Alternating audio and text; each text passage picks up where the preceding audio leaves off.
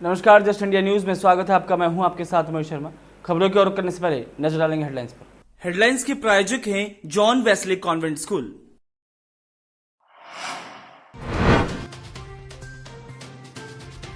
देश में 14,000 के करीब पहुंचा संक्रमितों का आंकड़ा। भारत में कोरोना ने ली 452 लोगों की जान। हरियाणा के सोनीपत में 3 नए मामले आए सामने।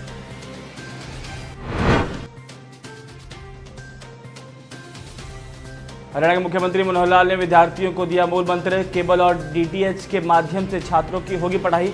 मुख्यमंत्री मनोहर लाल ने वीडियो जारी कर दी जानकारी।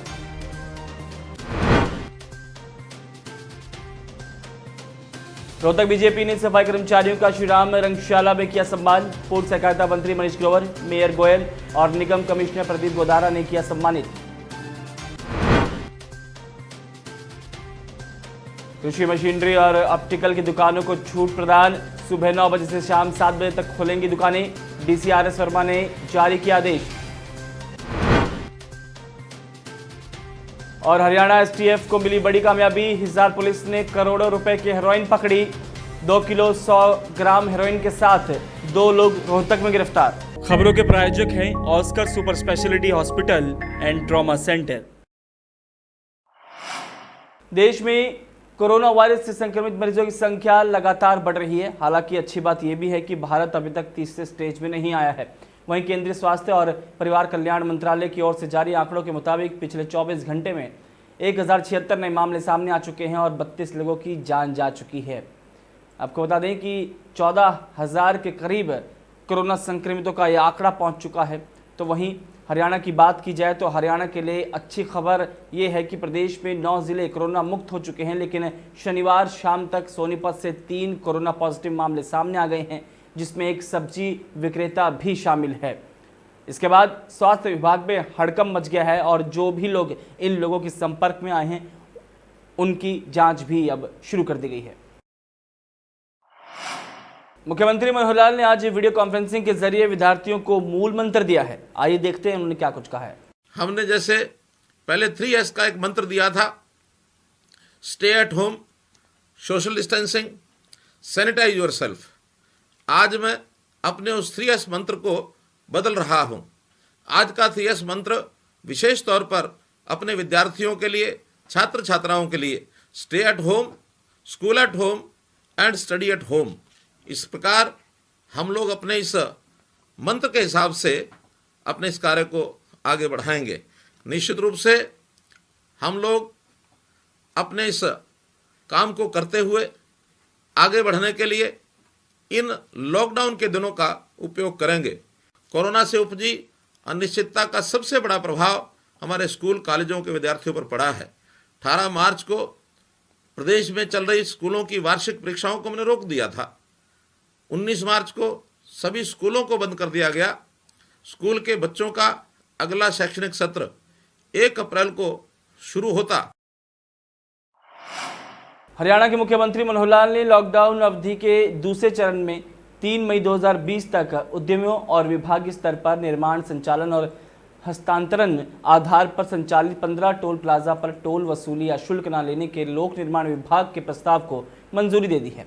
उन्होंने बताया कि वर्तमान में राज्य के विभिन्न जिलों में लोक निर्माण विभाग द्वारा 15 वाणिज्यिक टोल प्लाजा चलाए जा रहे हैं। इनमें से 5 बीओटी आधार पर, 6 उद्यमियों के माध्यम से और 4 विभाग द्वारा अपने स्तर पर चलाए जा रहे हैं। उन्होंने बताया कि मुख्यमंत्री ने लॉकडाउन चरण के पहले चरण में भी इन सभी टोल प्लाजा पर 30 मार्च 2020 से 14 अप्रैल 2020 तक टोल टैक्स वसूली को अस्थायी तौर पर बंद करने की स्वीकृति दी थी और अब 3 मई तक फिर से ये बंद कर दिए गए हैं। लॉकडाउन के मद्देनजर झज्जर पुलिस की अनेक टीमें जिले के विभिन्न स्थानों पर पूरी सतर्कता के साथ तैनात है। लॉकडाउन की पालना के लिए मुस्तैदी से तैनात झज्जर पुलिस की एक टीम द्वारा गुप्त सूचना के आधार पर तत्परता से कार्रवाई करते हुए एक आरोपी को काबू करके उसके कब्जे से भारी मात्रा में अवैध शराब की पेटियां बरामद करने में सफलता हासिल की है। डीआईजी और एसपी झज्जर अशोक कुमार आईपीएस द्वारा किए गए लॉकडाउन की सख्ती से पालना कराने के दिशा निर्देशानुसार मुस्तैदी से कार्रवाई करते हुए थाना साहलावास के अंतर्गत पुलिस चौकी प्रभारी झाड़ली की टीम द्वारा शराब की पेटियों से भरे एक ट्रक को काबू किया गया है। झाड़ली पुलिस चौकी पड़ती है, उसके अंदर नाका लगा रखा है हमने दादरी बॉर्डर पे, बहू गाँव के पास जो है।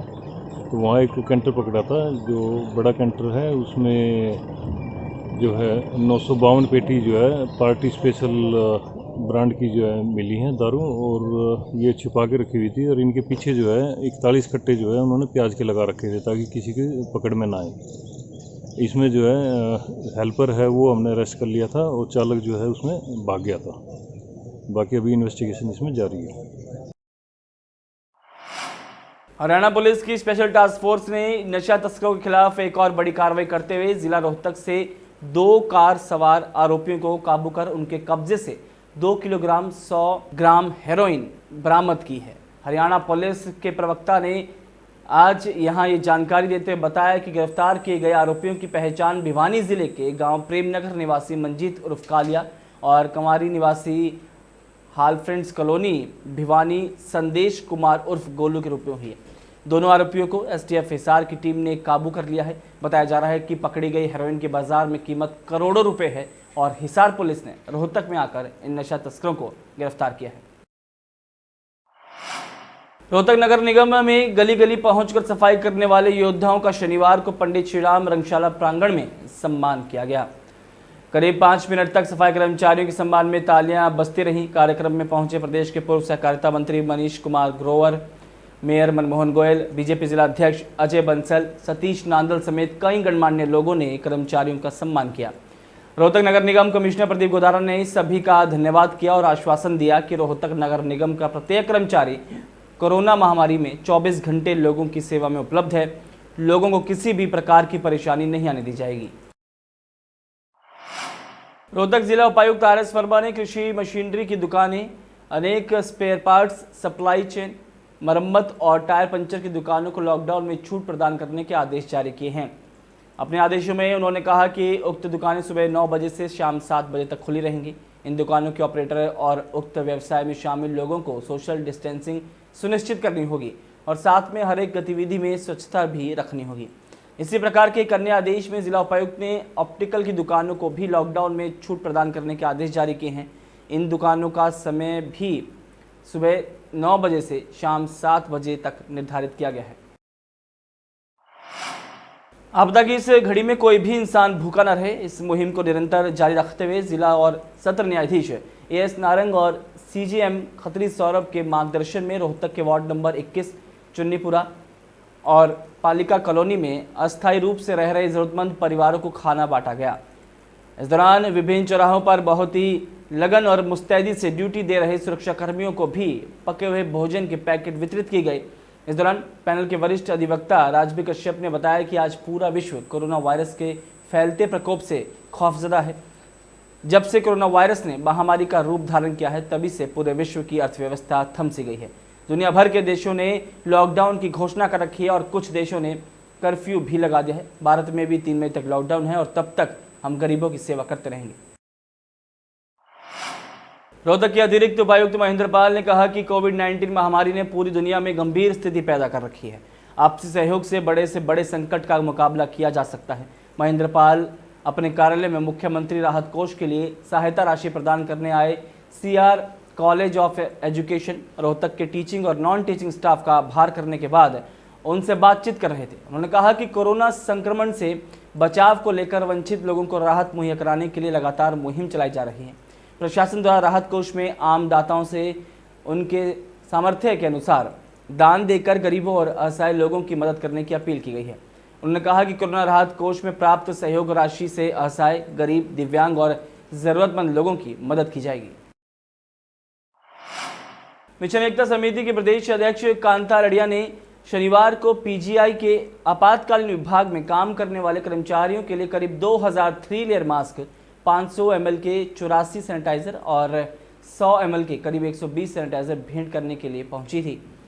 उन्होंने इस दौरान कहा कि कोरोना महामारी में चिकित्सक, नर्स, सफाई कर्मचारी, सिक्योरिटी गार्ड और अन्य स्टाफ मरीजों के लिए एक भगवान के रूप में काम कर रहे हैं। ऐसे में हमारा फर्ज बनता है कि अस्पतालों में किसी न किसी रूप में दान किया जाए ताकि किसी प्रकार की चिकित्सकों को सामान की कमी ना आए। ये सब सामान डॉक्टर संदीप को भेंट करते हुए कांता लड़िया और जॉयफिल अस्पताल के निदेशक डॉक्टर आज़ाद बुधवार ने कहा कि भविष्य के लिए पीजीआई को जो भी सहयोग की जरूरत होगी वो हमेशा उनके साथ खड़े हैं।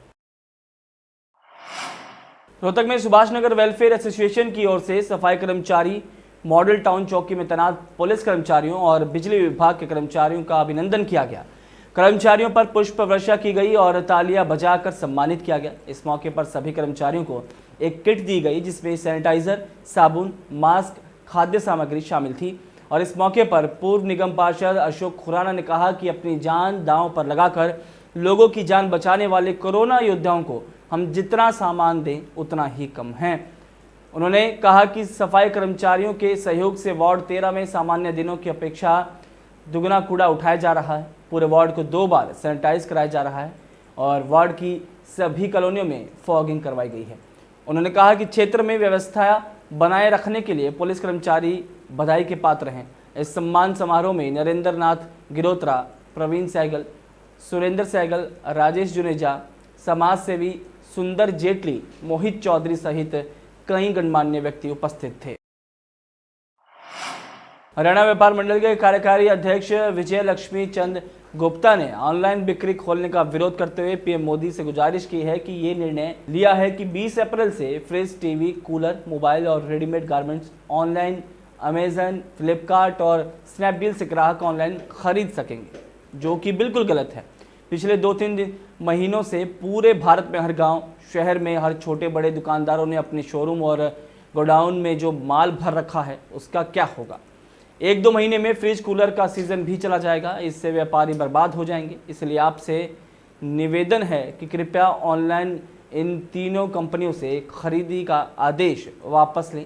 इन तीनों ही कंपनियों ने प्रधानमंत्री राहत कोष में आज तक 1 रुपये की मदद नहीं की और आप उन्हें पूरा व्यापार सौंप रहे हैं। ये हम सभी व्यापारियों की पीठ में छुरा घोंपने जैसा है।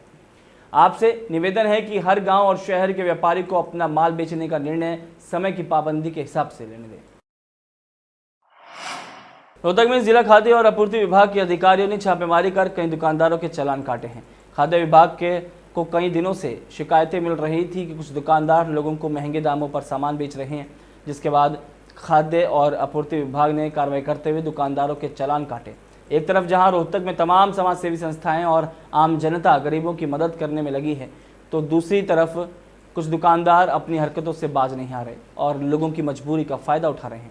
3-4 दुकानें पे जो हमने देखा गया उसमें कुछ कामयाब मिली हमें। जैसे हमने दूध की थैली वगैरह ली है, दूध की थैली पे MRP जो रेट होता है उस पर कोई 28 रुपये है, तो हमने जो मौके पे चेकिंग की है उसमें 28 की जगह उन्होंने हमें 29 का रेट बताया। अच्छा। तो सरकार ने जो हमें आदेश दिया है कि भी आप इस चीज़ को कम करो, क्योंकि ये जो महामारी चली हुई है इस टाइम में, इसमें क्या होता है कि पब्लिक सारी जो है ना परेशान है। वैसे नहीं इतना मतलब वो कहीं काम कर पा रहा है कोई भी, बट दूसरा कहीं से वो सामान ले भी रही है, तो दुकानदार क्या कर रहे हैं, MRP ज़्यादा रेट ले रहे हैं उनसे। तो उसका पालन करते हुए हमने उनका जो रूपनगर में 3-4 चेकिंग की है, तो उनमें खामियां पाई गई, उनके मौके पे हमने चालान किया है। कोरोना महामारी के चलते जब से लॉकडाउन शुरू हुआ है तभी से सर्वजन सहयोग ग्रुप गरीब, लाचार और ज़रूरतमंद व्यक्तियों को भोजन वितरित करने में लगा हुआ है। ग्रुप के करीब 10 सदस्य हैं जो अपनी नेक कमाई और पूरी निष्ठा से रोजाना लगभग 500 व्यक्तियों का भोजन बनाकर इस सेवा में लगे हैं। ग्रुप के सदस्यों का यही उद्देश्य है कि कोई भी असहाय ज़रूरतमंद व्यक्ति भूखा न सोए। जितना हो सकेगा उन लोगों के घर घर जाकर भोजन पहुंचाया जाएगा। एडवोकेट अमन मंजाल ने अपने संदेश में कहा कि कोरोना वायरस ने सिर्फ हमारे देश को ही नहीं बल्कि पूरी दुनिया को महासंकट में डाल दिया है। उन्होंने कहा कि ऐसे समय में हमें सरकार के निर्देशों का पालन करना चाहिए। तो वहीं जतिन कत्याल ने बताया कि लोग कोरोना महामारी से बचने के लिए सोशल डिस्टेंसिंग का पालन करें और अपने घरों में रहें। कोरोना वायरस से लोगों को बचाने के लिए सरकार के साथ साथ सामाजिक संस्थाएं भी कदम उठा रही हैं और जनता को जागरूक कर रही हैं। उन्हीं में से एक संस्था है प्रथम मानवता ट्रस्ट, जो रोहतक वासियों के पास जाकर उन्हें कॉटन के हैंडमेड मास्क बांटकर लोगों को मास्क पहनने के लिए जागरूक कर रहे हैं। ट्रस्ट के अध्यक्ष नीरज कुमार वत्स के नेतृत्व में सदस्य लोगों को घरों में रहने की अपील कर रहे हैं और जागरूक कर रहे हैं। Welcome to John Wesley Convent, a prestigious, renowned and remarkable school of Rohtak. Excellent learning environment, standardized infrastructure and experienced faculty, well-formed robotics lab, well-equipped science labs, world-class computer lab, well-stocked library, digital smart classrooms, excellent sports facilities, best transport service. John Wesley Convent, a school where your search comes